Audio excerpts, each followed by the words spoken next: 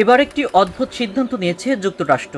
দেশটির বন্যপ্রাণী নিয়ে কাজ করা কর্মকর্তারা স্পটেড বা দাগযুক্ত বিপন্ন প্রজাতির পেঁচাকে রক্ষা করতে আরেক প্রজাতির 5 লাখেরও মতো পেঁচাকে হত্যা করার সিদ্ধান্ত নিয়েছে।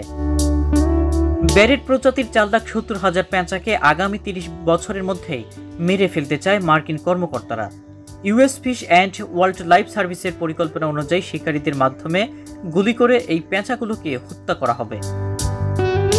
যুক্তরাষ্ট্রের অরেগন, ওয়াশিংটন ও ক্যালিফোর্নিয়ার কমতে থাকা স্পটেড পেঁচাকে রক্ষা করতে এমন সিদ্ধান্ত নেওয়া হয়।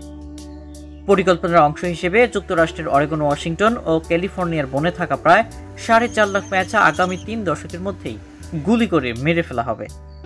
ওই কর্মকর্তাদের দাবি, ব্যারেট প্রজাতির পেঁচারা আক্রমণাত্মক। এগুলো যুক্তরাষ্ট্রের পূর্ব থেকে পশ্চিম অঞ্চলে প্রবেশ করে বাস্তুসংস্থান পরিবর্তন করছে। ফলে প্রশান্ত মহাসাগরীয় উপকূলের ছোট পেঁচা, উত্তরের স্পটেড পেঁচা ও ক্যালিফোর্নিয়ার স্পটেড পেঁচাগুলো এগুলোর কাছে অসহায়। কাজেই ব্যারেট পেঁচার বংশবৃদ্ধির হারও বেশি। ফিশ অ্যান্ড ওয়াইল্ড লাইফ সার্ভিসের অরেগন রাজ্যের তত্ত্বাবধায়ক ক্যাসিনালি বলেন, কয়েক দশকের সহযোগিতামূলক সংরক্ষণ প্রচেষ্টার পরও উত্তরের স্পটেড পেঁচা বিপদে পড়ছে, আর এগুলো ধীরে ধীরে বিলুপ্ত হয়ে যেতে পারে। স্পটেড পেঁচাগুলো নিচের সমগোত্রের পেঁচার কাছেই দুর্বল হয়ে পড়ছে। তবে অনেকে ভিন্ন মত পোষণ করছেন।